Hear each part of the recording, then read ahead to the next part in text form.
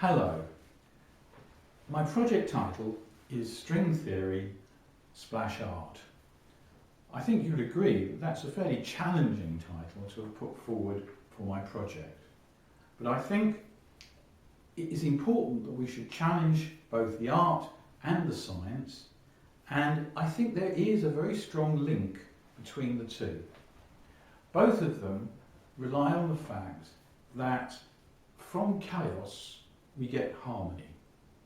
This is a link which is shared both in string theory and in my paintings. And it'd be interesting just to discuss this for a few moments to see why it is so important and central to this project. I mean, if we take, for example, the first instance, the splash art, the paint is mixed and then shaken vigorously in my bottle, producing a chaotic situation, and then thrown.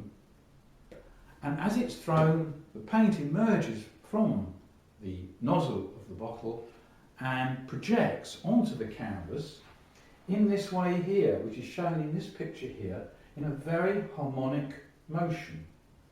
And that is extremely interesting.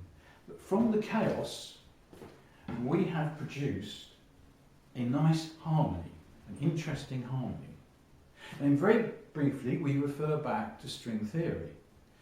And of course, in string theory, we're looking at how fields develop and what fields are like at the very earliest moments in time, at the time of the Big Bang. And of course, it's a chaotic explosion, a chaotic time. But from that chaos, we obtain the fields which generate the mass, which generate gravity, which generate electromagnetism. And these fields are in fact quite harmonic.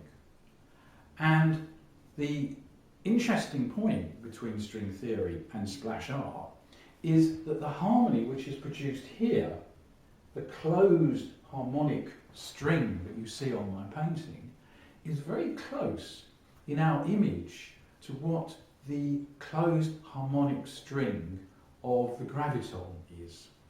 And so there is a strong link here. And my object in coming for the scholarship is to discuss this at several levels, especially with the scientists involved. In order to make the discussion pretty thorough, we come to the very centre of what I think is happening. And what I think is happening is that there's a very interesting flow that we can't see, which is really in the mid-air, in the mid-flow of the fluid, the paint, through the air before it hits the canvas. Now, in order to see this, it's pretty central to my project that we can actually make some photographic, some high-speed photography of what actually is going on. I have achieved, with a limited resources, still photographs at 2,000 frames per second, and you can see the result here. And then its projection onto the canvas or paper here.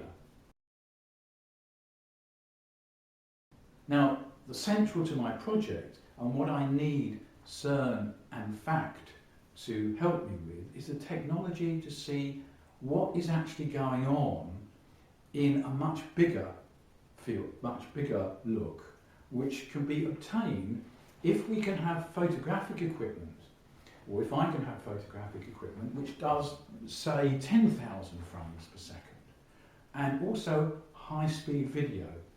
That would be a beautiful illustration of what is actually going on in the process before it hits the canvas. It would lead to great, I hope, very fine discussions within the community at CERN, and FACT, but think of the potential to excite. Well, it is an exciting project, and it is one which people of all interests in science and technology will be really interested in seeing. And I can imagine that it would be a fine proposition to take me on to produce a much and higher interest in this particular project.